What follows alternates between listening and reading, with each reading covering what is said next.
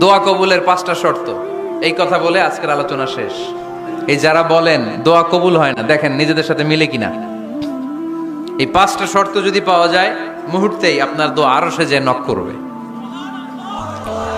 1 number শর্ত আকলুল হালাল, হালাল খাওয়া। কি খাওয়া? আমরা দুইটাই খাই,